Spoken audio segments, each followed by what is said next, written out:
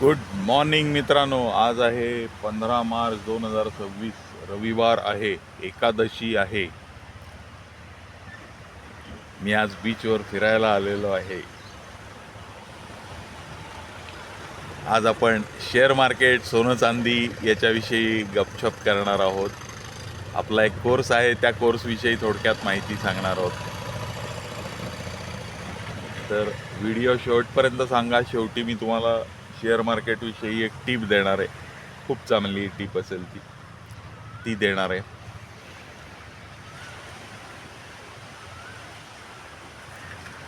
तर मी आहे उदय कुर्तकोटी, हरणई, तालुका दापोली, जिल्हा रत्नागिरी इथनं बोलतोय.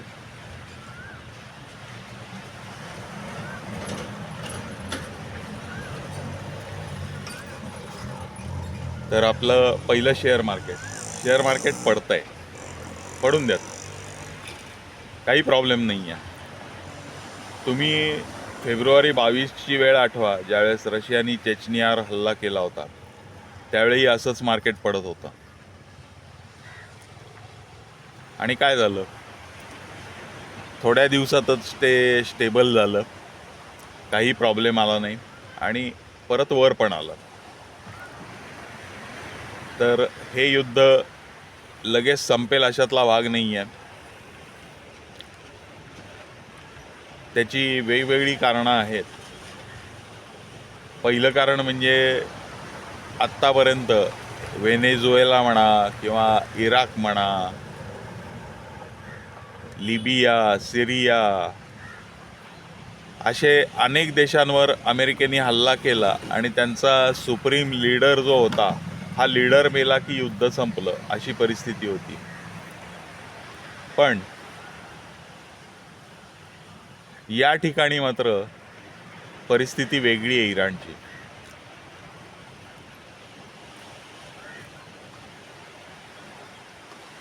इराणमध्ये खोमेनी जरी मेलेला असला तरी त्यांनी अगोदरच सोय करून ठेवलेली आहे की तो जरी गेला तरीसुद्धा देशाच्या असंख्य भागांमध्ये असंख्य स्वतंत्र त्याचे सैन्य हे त्यांच्या ॲक्टिव्हिटीज चालू राहतील आणि ते स्वतंत्रपणे काम करतील. असं नाही की आपला लीडर गेला आहे, आता सगळं संपलं, आपण शरण जावं, असं नाही.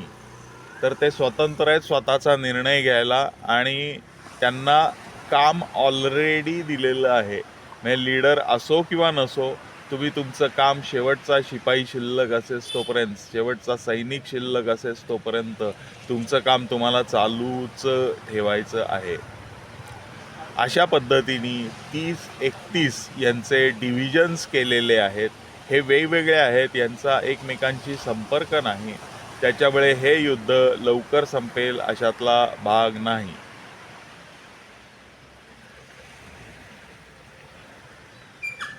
तशात कालच ट्रम्पनी त्यांचं जे बेट आहे, काय नाव, खुर्ज असंच काहीतरी नाव आहे, खुर्ज का काहीतरी नाव आहे. तर ते तेलाचा 90% इराणचा सगळा व्यापार हा त्या बेटावरनं होतो. अतिशय छोटं बेट आहे.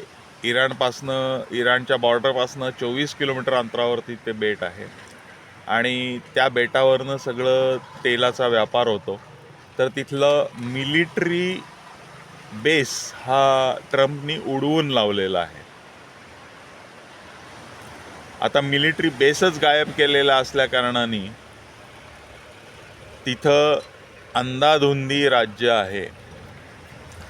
त्या तेलावर कोणाचंच नियंत्रण नाही अशी परिस्थिती आहे. त्याकरता ट्रम्प 2,500 क्रू मेंबर्स म्हणजे मरीन शिपाई, हे मरीन सैनिक हे त्या जागी अपॉइंट करणार आहेत, सोडणार आहेत, अशी न्यूज आहे. त्याची तयारी केलेली आहे. आता अजूनही त्यांनी तेलाच्या साठ्यावर किंवा डिस्ट्रीब्युशनवर किंवा रिफायनीवरती तिथं हल्ले केलेले नाही ट्रम्पनी. तर हे हल्ले जर ट्रम्पनी केले तर इराणनी वॉर्निंग दिलेली आहे की आजूबाजूच्या सर्व देशांमधलं तेलाचे साठे, तेलाच्या रिफायनरीज आणि तेल एक्स्ट्रॅक्शन पॉईंट्स हे सर्व आम्ही नामशेष करून टाकू. आणि एवढंच नाही तर पिण्याचे अरब म्हणजे मिडल ईस्टमध्ये फक्त 5 मोठे प्लॅन्ट्स आहेत आणि या मोठ्या प्लॅन्ट्सना कुठल्याही प्रकारची सुरक्षितता नाही. तर ते प्लॅन्ट्स आम्ही पहिले उडवून लावू अशी धमकी इराणनी दिलेली आहे. आणि मित्रांनो, इराणची धमकी नक्कीच पोकळ नाही. जर ट्रम्पनी यांच्या तेलावरती, यांच्या साठ्यांवरती, यांच्या तेल विहिरींवरती जर हल्ले केले तर परिस्थिती मोठी गंभीर येऊ शकते. कारण इराण हे डायरेक्टली मिडल ईस्टच्या पाण्यावर हल्ला करेल आणि पाणी नसेल तर तिथली माणसं एक दिवससुद्धा तग धरू शकणार नाहीत. आधी पाणी तिथं जास्ती लागतं, पिण्यासाठीच जास्ती लागतं. तर कुणीही एक दिवसापेक्षा जास्ती तिथं तग धरू शकणार नाही. लोक सोडून जातील आणि परिस्थिती खूप बिकट आणि गंभीर चालू होईल. कारण तेल मिळणार नाही नंतर. तेल साठ्यावर हल्ला न करता तेल न मिळण्याची उपाययोजना म्हणजे पाणी बंद करणे. खूप गंभीर परिस्थिती आहे. तर ही कधीही उद्भवू शकते. आपल्याकरता जरी गंभीर नसली तरी तेलाचे भाव अतिप्रचंड होतील अशी परिस्थिती आहे. तर मित्रांनो, लक्षात घ्या, शेअर मार्केट पडणारच आहे. कुठल्याही परिस्थितीत शेअर मार्केट पडणार आहे आणि हे पडतच राहणार आहे अजून काही दिवस. जोपर्यंत लोकांना लक्षात येत नाही की हे युद्ध चालूच राहणार आहे, असंच राहणार आहे, परिस्थिती हीच राहणार आहे. तेलाची परिस्थिती मात्र वाईट होईल. हार्मोजमधनं इतर कुठल्याही सामानाचा देवघेव होणार नाही आहे. तर त्याच्यामुळे आयात निर्यात ठप्प होणार आहे. जगाची 60% आयात आणि निर्यात ही ठप्प होणार आहे. आपलं 80% तेल हे हार्मोजमधनं येतं. तर हे सगळं ठप्प होण्याची लक्षणं आहेत. भारताचं बोलणं यशस्वी होईल असं वाटतंय. त्याच्यामुळे भारताला तेलाचा किंवा LPGचा पुरवठा सुरळीत चालू राहील असा अंदाज आहे. पण अजूनही ही दिशा पूर्णतः स्पष्ट झालेली नाही. तर ह्या सर्व गोष्टींमुळे शेअर मार्केट पडतच राहणार आहे. त्याचा आपल्याला फायदा करून घ्यायचा आहे, हे लक्षात घ्या मित्रांनो. आणि तो आपल्या हातात आहे. तर आता आपली जी स्ट्रॅटेजी आपण ठेवलेली आहे, पूर्वीची स्ट्रॅटेजी होती कुठलाही शेअर आधीच्या किमतीच्या 5% पडला, 5%पेक्षा जास्त पडला तर तो शेअर आपल्याला जेवढे नंबर ऑफ शेअर घ्यायचे आहेत त्याच्या 3% शेअर विकत घ्यायचे. आता त्याच्यात बदल असा झाला आहे की आता 5% शेअर विकत घ्यायचे आहेत. म्हणजे आपण अजूनही 15-16 वेळा हे शेअर्स विकत घेऊ शकतो. कारण आधी तुमच्याकडे थोडाफार तरी शेअर्सचा साठा असेल, काही बल्क परचेस असेल. समजा तुम्ही 1 लाख रुपयाचे शेअर घेत असाल तर एक शेअर घेत असाल तर तुम्हाला 5,000 रुपयाच्या किमतीचे शेअर्स घ्यायचे. जर तो शेअर आधीच्या खरेदी किमतीच्या 5% पडला तर. ही अत्यंत चांगली स्ट्रॅटेजी आहे. बऱ्यापैकी अभ्यास करून ही काढलेली स्ट्रॅटेजी आहे.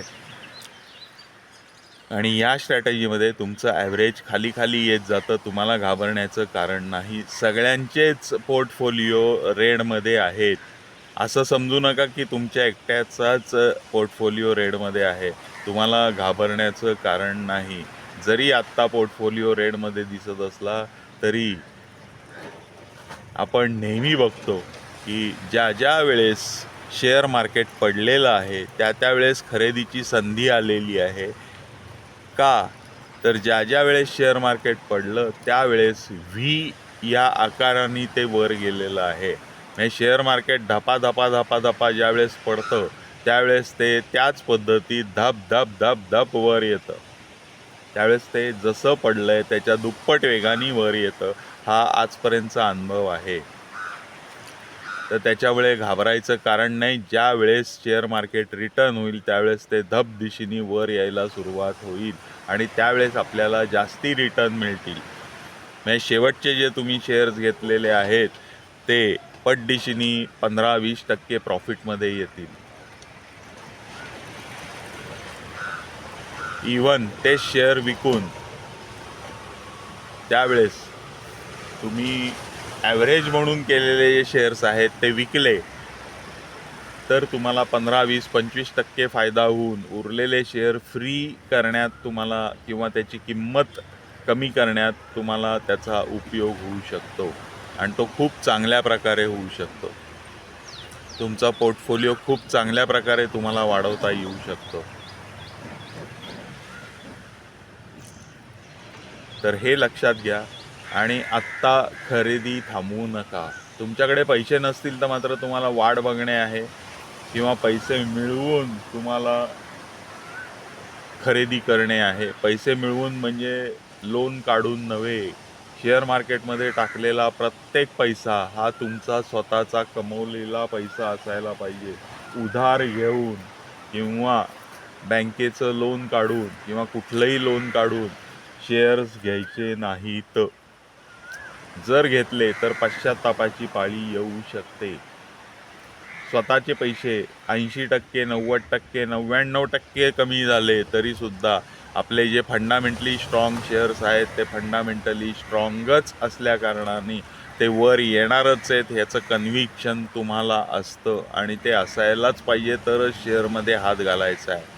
तर आपला जो कोर्स आहे तो ह्याच्याचसाठी आहे की तुम्हाला मल्टीबॅगर शेअर कशा प्रकारे निवडायचे आहेत आणि मल्टीबॅगर शेअर्स तुम्हाला कशा प्रकारे मिळू शकतात ते कसे शोधायचे असतात ह्याच्याच वर आपला हाटिके कोर्स आहे.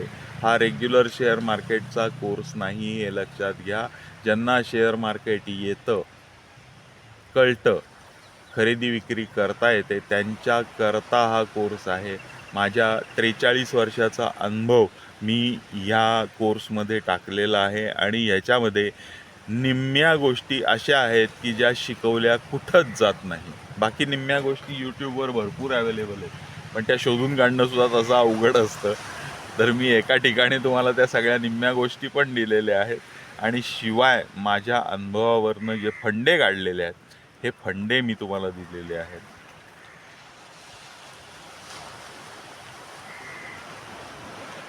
या कोर्ससाठी तुम्हाला डिटेल्स पाहिजे असतील तर डिस्क्रिप्शनमध्ये व्हॉट्सअप नंबर दिलेला आहे, त्याला व्हॉट्सअप करा. मी तुम्हाला सर्व माहिती पाठवून देईन. आता सोनं चांदी. जनरली युद्ध सुरू झालं की सोनं चांदी म्हणजे सोनं तर वर जातं आणि चांदी त्याला फॉलो करते. हा जनरल ट्रेंड आहे. पण ह्यावेळेस सटोडिया यांनी सगळा खेळ बदललेला आहे. बदलला आहे म्हणजे कसा की त्यांनी सप्रेस केलेलं आहे मार्केटला आणि येणं केनं प्रकारे सोन्याचे आणि चांदीचे भाव खाली ठेवण्यात ते यशस्वी झालेले आहेत. हरकत नाही, आपण असं म्हणू की आता हा सोन्या चांदीसाठी ॲक्युम्युलेशन झोन चालू आहे. प्रत्येक डीपला सोनं किंवा चांदी खरेदी करा. ज्यावेळेस सोनं खाली आलेलं असेल त्यावेळेस सोनं खरेदी करा आणि ज्यावेळेस चांदी खाली आलेली असेल त्यावेळेस चांदी खरेदी करा. मी हे तुम्हाला फिजिकलमध्ये खरेदी करायला सांगतो आहे. ETF किंवा डिजिटल किंवा इतर कुठल्याही माध्यमातून खरेदी करू नका. आत्ता तुम्हाला फिजिकलला जो तुम्हाला ॲडव्हान्टेज मिळणार आहे तो ETF किंवा डिजिटलला मिळणार नाही. तुमचे रिटर्न्स तेवढ्या जास्त पटीत, फिजिकलपेक्षा जास्ती पटीत वाढणार नाही. बरं, मी जे शेअर्स, सोनं चांदी, खरेदी विक्री, ETF हे जे सगळं सांगतोय, याचे खरेदी विक्री, याचे सर्व निर्णय हे तुम्ही तुमच्या वित्तीय सल्लागाराचा सल्ला घेऊन, सेबी रजिस्टर्ड वित्तीय सल्लागाराचा सल्ला घेऊन मगच घ्यायचा आहे. मी सेबी रजिस्टर्ड नाही, माझे सल्ले चुकू शकतात, हे लक्षात ठेवा. आणि मी फक्त तुम्हाला विचार करायला लावण्याकरता ह्या गोष्टी तुमच्यासमोर मांडत असतो की आत्ता सोने खरेदीची वेळ आलेली आहे, चांदी खरेदीची वेळ आलेली आहे, शेअर्स खरेदीची वेळ आलेली आहे. हे मी तुम्हाला का सांगतो, तर तुमच्यासमोर हे फॅक्ट्स यावेत की बाबा नक्की काय चाललं आहे मार्केटमध्ये. यांनी माणूस गोंधळून चाललेला असतो, तर तो गोंधळ दूर होऊन खरे कारणं काय आहेत आणि आपण काय करायला पाहिजे, हे कसं बरोबर आहे, हे मी तुमच्यासमोर ठेवत असतो. पण निर्णय तुम्हाला घ्यायचा आहे आणि तो निर्णय, त्याला सर्वस्वी जबाबदार तुम्ही असाल. तुमच्या वित्तीय सल्लागाराशी सल्लामसलत करून मगच निर्णय घ्या, कारण तो निर्णय चुकण्याची शक्यता खूप कमी असते. माझे निर्णय चुकू शकतात. मी फक्त फॅक्ट समोर ठेवतोय, त्या फॅक्ट्सच्या दृष्टीने तुम्ही पुढं जा आणि तुमचा सारासार विचार करून मग निर्णय घ्या. तर सोन्या चांदीविषयी ही थोडीशी माहिती होती. सोन्या चांदीची चमक कुठेही कमी झालेली नाही, पण साधारणतः अजूनही 6 महिने तरी सोनं चांदी हे ॲक्युम्युलेशन मोडमध्ये राहील असाच अंदाज आहे. युद्धाचं काहीही परिस्थिती झाली, वरखाली झालं, तरीही हे फार बदलेल अशातला भाग नाही. जर युद्ध बंद झालं तर मात्र सोनं थोडंसं अजून पडेल, आपल्याला घ्यायला संधी आली. जर युद्ध मोठ्या प्रमाणावर वाढलं, त्याच्यामध्ये इतर देशांनी भाग घेतला, जसं रशिया, चीन किंवा युरोपमधले काही कंट्रीज, तर सोन्याचा भाव नक्की वाढेल आणि तो वाढत जाईल. तर म्हणून प्रत्येक डिपला सोनं खरेदी करणं आवश्यक आहे. जर चांदी जास्त पडली तर चांदी खरेदी करणं आवश्यक आहे. तर या दोन्ही गोष्टी मित्रांनो लक्षात ठेवा. शेअर मार्केटमध्ये घाबरायचं कारण नाही. शेअर मार्केटमध्ये आपल्याला प्रत्येक डिपला आपल्याला शेअर्स खरेदी करायचे. तुम्ही जर का पाहिलं तर काही शेअर्स अजूनही ग्रीनमध्ये आहेत. म्हणजे माझ्या पोर्टफोलिओमधले काही शेअर्स ग्रीनमध्ये आहेत. हे मला बघूनसुद्धा धक्का बसतो की एवढं पडूनसुद्धा ग्रीन कसं काय. तर आत्ता निफ्टी साधारणतः हायेस्ट लेवलपासून 10% पडलेला आहे आणि माझे शेअर्स हे साधारणतः 12% पडलेले आहे. फार घाबरण्याचं कारण नाही. हे सरासरी आहे. माझा एका कंपनीचा शेअर हा 50% पडलेला आहे. 50%. पण त्याला कारणं तशीच आहेत. हा शेअर शोधण्याकरता मी तुम्हाला एक क्लू देतो. अतिशय चांगला शेअर आहे.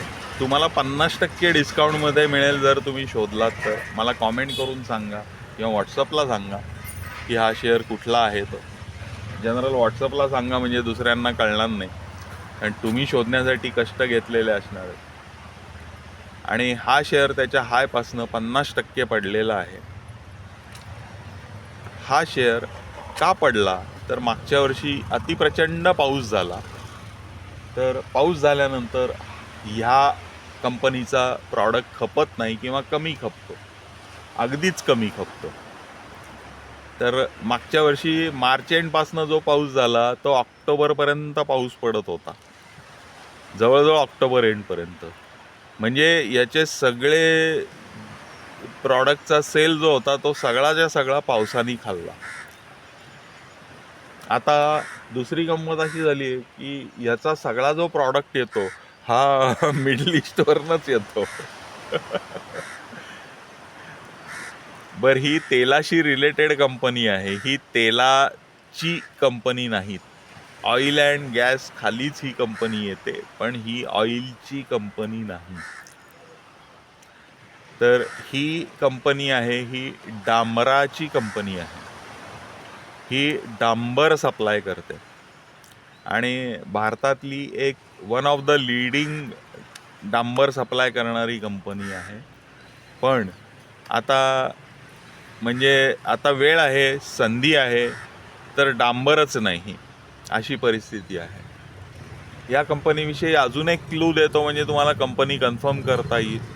ती म्हणजे या कंपनीचे स्वतःचे व्हेसल्स आहेत, म्हणजे स्वतःच्या बोटी आहेत, त्याच्यातनं हे डांबर येऊन येतात.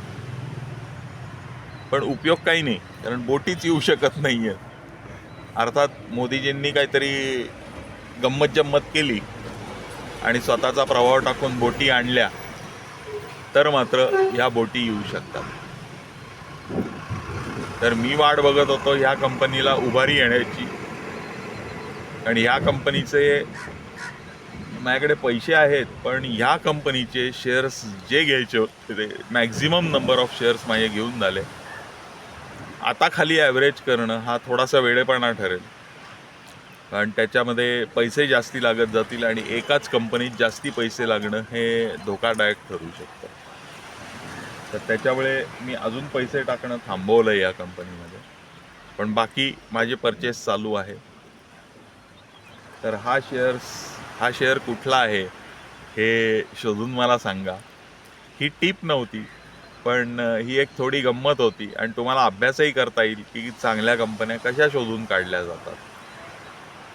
आता या कंपनीकडे कुणाचंही लक्ष नाही आहे. कुणाचंही लक्ष नसल्याकारणाने शेअर होल्डर्सची संख्या कमी आहे, आणि शेअर होल्डर्सची संख्या कमी असल्याकारणाने ह्या कंपनीमध्ये जास्ती चढ उतार होत नाही. पण मार्केटच्या परिस्थितीमुळे लोक कंटाळून की बाबा नको हा शेअर, बाद झाला आता, असे विकणारे बरेच जण आहेत. घाबरून विकणारे काही जण असतात की हा पडतोय, अजून पडण्यापेक्षा, नुकसान करण्यापेक्षा विकून मोकळं व्हा, खाली वाटल्यास आपण परत घेऊ, असा लोकांचा विचार असतो. पण शेअर कधी उलटा फिरेल हे कुणीही सांगू शकत नाही. तर त्याच्यामुळे तुम्ही विकला की शेअर परत वर जायला सुरुवात होतं. हा आजवरचा आपल्याला अनुभव आहे. त्याच्यामुळे शेअर कधीही विकायचा नाही. शेअर वर जाणार हे आपल्याला माहिती आहे, जर त्याचे फंडामेंटल्स चांगले असतील तर. मार्केटच्या परिस्थितीमुळे जर शेअर पडलेला असेल, तर मार्केटची परिस्थिती बदलली की शेअर वर जातो, आणि हे नॅचरल आहे. आणि मार्केट जसजसं वर जायला लागतं तसतसे शेअर जास्ती पुढं धावायला लागतात. तर आपल्या कोर्समध्ये आपण हे शिकवलेलं आहे की मल्टीबॅगर शेअर कसा निवडायचा. मल्टीबॅगर म्हणजे दुप्पट, तिप्पट, चौपट, पाचपट अजिबात नाही. मल्टीबॅगर म्हणजे 50 पट, 100 पट, 200 पट, 500 पट, 1000 पट तुमचा शेअर होऊ शकतो. हे शेअर कसे शोधायचे आहेत हे आपण त्याच्यामध्ये शिकतो. जसं आपल्याला राकेश झुनझुनवालांचं उदाहरण अतिशय चांगलं समोर आहे. जसं त्यांनी टायटन निवडला, तर हे टायटन का निवडला, तर ते कन्व्हिन्स्ड होते की हा सेक्टर खूप चांगला आहे, या सेक्टरमध्ये दुसरं कोणीही नाही आहे, आणि त्यांचं भाकीत हे खरं ठरलं, आणि तो शेअर मल्टी फोल्ड झाला. मल्टी फोल्ड म्हणजे काही पटीत वाढला. त्याच्यामुळे त्यांची संपत्ती ही डायरेक्टली काही कोटींमध्ये वाढली. तर हेच शेअर कसे पकडायचे, त्याच्यासाठी भांडवल किती पाहिजे, भांडवल कसं मिळवायचं, सुरुवात कशी करायची, शेअर शोधून कसे काढायचे, त्यातले चांगले आपल्या हातात पडतील हे कसं ठरवायचं, वाईट शेअर कुठले असतात, आपण फंडामेंटली स्ट्रॉंग शेअर निवडून सुद्धा वाईट शेअर्स आपल्या हातात कसे पडतात, ह्या सगळ्या गोष्टी आपण कोर्समध्ये शिकवलेल्या आहेत. मला व्हॉट्सअप करा, म्हणजे मी तुम्हाला डिटेल्स पाठवून देईन, आणि त्या प्रकारे तुम्ही पुढं जाऊ शकता. नॉमिनल फीमध्ये तुम्हाला हा कोर्स शिकता येतो. तर भेटूया मित्रांनो पुढच्या व्हिडिओमध्ये. बाय, गुड डे, एन्जॉय करा रविवारचा दिवस. बाय.